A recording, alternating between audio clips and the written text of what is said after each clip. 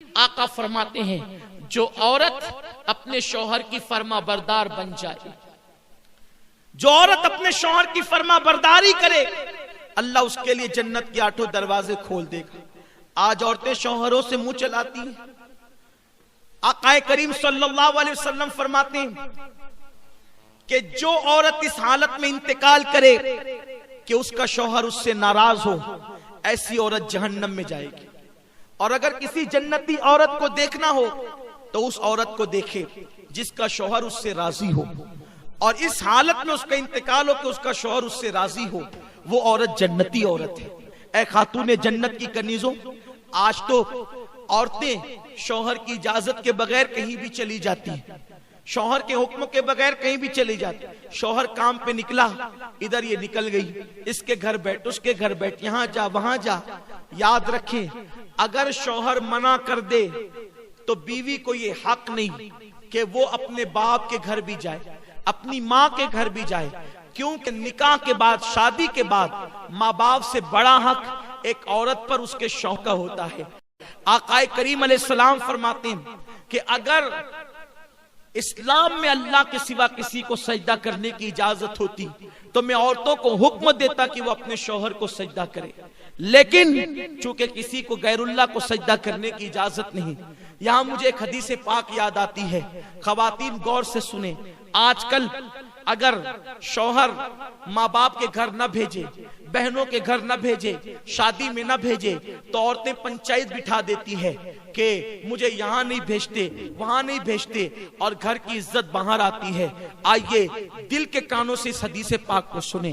ایک صحابی دور رسالت میں اپنے گھر سے نکلتے ہیں، اور گھر سے نکلتے وقت اپنی بیوی کو کہتے ہیں، دیکھو جب تک میں سفر سے واپس نہ آ جاؤں تم گھر سے باہر مت نکلنا، حتیٰ کہ تم اپنے ماں باپ کے گھر بھی مت جانا جب تک کہ میں نہ آ جاؤں۔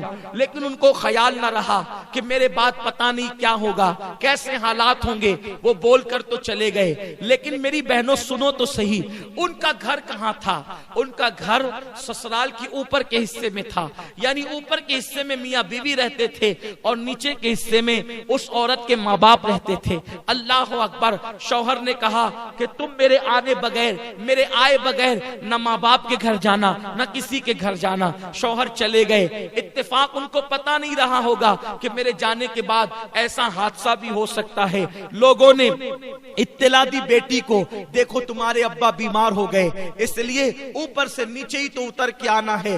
اس نے کہا کہ میرے شوہر نے منع کیا ہے کہیں جانے کے لیے، اس لیے میں نہیں جاؤں گی۔ اللہ اکبر! جب طبیعت زیادہ خراب ہوئی، طبیعت زیادہ سیریس ہوئی، تو لوگوں نے کہا ایسا لگتا ہے اب تمہارے باپ بچیں گے نہیں، ان کا انتقال ہو جائے گا، ذرا آ کر اپنے باپ کو دیکھ تو لو، دو باتیں تو آخری میں کر لو۔ میری بہنوں آپ سمجھ سکتی ہو، جب باپ مرنے والا ہو تو کس بیٹی کی تمنا نہیں کہ وہ اپنے باپ سے بات کر لے؟ مگر کل کی عورتیں شوہر کی کتنی فرما بردار ہوا کرتی تھی، خاون کی کتنی فرما بردار ہوا کرتی تھی۔ اس عورت نے کہا میں پہلے ایک کام کرتی ہوں، جب تک میں اللہ کے رسول سے اجازت نہ لے لوں، حضور جب تک اجازت نہیں دیں گے میں اپنے ماں باپ کے گھر نہیں جاؤں گی، کیونکہ میرے شوہر نے منع کیا ہے۔ اللہ اکبر! اس نے ایک شخص کو بھیجا کہ جاؤ اللہ کے محبوب سے پوچھو کہ کیا میرے شوہر نے منع کیا ہے گھر سے باہر نکلنے کے لیے، تو میں گھر سے باہر نکل کر اپنے باپ کو دیکھ سکتی ہوں، بیمار باپ کی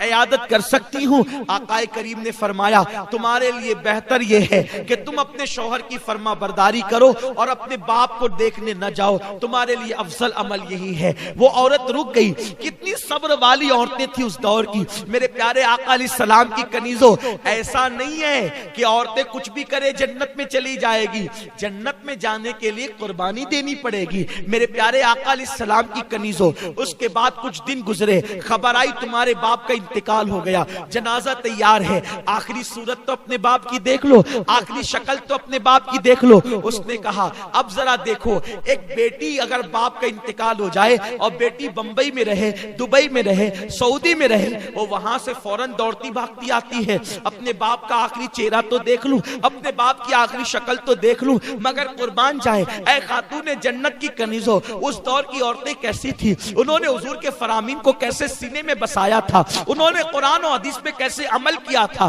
ایک شخص کو بھیجا، جاؤ آقا سے پوچھ کر کے آؤ، میرے شوہر نے مجھے ماں باپ کے گھر جانے کے لیے منع کیا ہے، کیا میں اپنے باپ کی آخری شکل دیکھنے کے لیے جا سکتی ہوں؟ تو آقا کریم نے فرمایا اس عورت کے لیے افضل عمل یہی ہے کہ وہ اپنے باپ کی شکل دیکھنے نہ جائے اور اپنے شوہر کے فرمان پر عمل کرے۔ اللہ اکبر، وہ خاتون صبر کر کے گھر میں بیٹھ گئی۔ اللہ اللہ، لوگ لے گئے اس کے باپ کے جنازے کو اور لے جا کر کے دفن کر دیا۔ رات ہوئی، غمگین تھی، دکھڑا تھا، تکلیف تھی کہ میں اپنے باپ کی آخری شکل بھی دیکھ نہ سکی، مگر شوہر سے کوئی شکایت نہ تھی، اس لیے کہ وہ عورت جانتی تھی کہ میرے شوہر کو تھوڑی پتا تھا کہ وہ یہ کہہ کے جائیں گے اور میرے باپ کا انتقال ہو جائے گا۔ اللہ اکبر، وہ روتے روتے سو گئی۔ رات میں خواب کیا دیکھتی ہے کہ اس عورت کے والد جنتی تاج پہن کر اور جنتی لباس پہن کر جنت کے باغ میں ٹہل رہے ہیں۔ اس عورت نے پوچھا، بابا اللہ نے یہ مقام آپ کو کیسے عطا کر دیا؟ تو اس شخص نے جواب دیا، بیٹی تو نے اپنے شوہر کی فرما برداری کی، اللہ کو تیری یہ ادا اتنی پسند آئی، میرے اللہ نے کہا تیری بیٹی کے نیک عمل کے صدقے جب میں نے تجھے جنت عطا کر دی۔ عمل بیٹی نے کیا ہے اور بیٹی شوہر کی فرما بردار بنی تو اس کے باپ کو جنت مل گئی۔ اے خاتون جنت کی کنیزوں، اسی لیے میرے آقا فرماتے ہیں چوتھی چیز جو عورت اپنے شوہر کی فرما برداری کرے، وفاداری کرے، شوہر کو راضی کر لے، ایسی عورتیں جنت میں جائے گی اور آٹھوں دروازے ان کے لیے کھول دیے جائیں گے۔ یہ نہیں شوہر غریب ہے تو بھاگ بھاگ کے آ جائیں، شوہر غریب ہے تو اس سے مطالبات کریں، شوہر غریب ہے تو اس پہ الزامات رکھ کے ماں باپ کے گھر بیٹھ جائیں۔ نہیں نہیں، ایسا نہیں ہونا چاہیے۔ غریبی امیری لگی ہوئی ہے، دولت آج کسی کے آنگن میں ہے، کل کسی کے آنگن میں ہے۔ وفادار بیوی اللہ کی نظر میں بھی عزت پاتی ہے اور دنیا کی نظر میں بھی عزت پاتی ہے، دولت کی کوئی حیثیت نہیں ہے۔ ماں باپ نے جس گھر میں تمہیں بیاہ دیا اب اسی کے ساتھ اپنا نباہ کرو، دوسری طرف نظر مت کرو۔ اے خاتون جنت کی کنیزوں، چار چیزیں پیدا کر لو۔ پہلی چیز نماز کی پابندی، دوسری چیز رمضان شریف کے روزوں کی پابندی، تیسری چیز پردے اور حیا کی حفاظت اور چوتھی چیز شوہر کی فرما برداری۔ جب چار صفتیں تمہارے اندر پیدا ہو جائے گی تو تم خوش نصیب ہوگی، اللہ تمہارے لیے جنت کی آٹھوں دروازے کھول دے گا اور کہے گا جس دروازے سے چاہو جنت میں داخل ہو جاؤ۔ اللہ پاک آپ سب کو عمل کی توفیق دے۔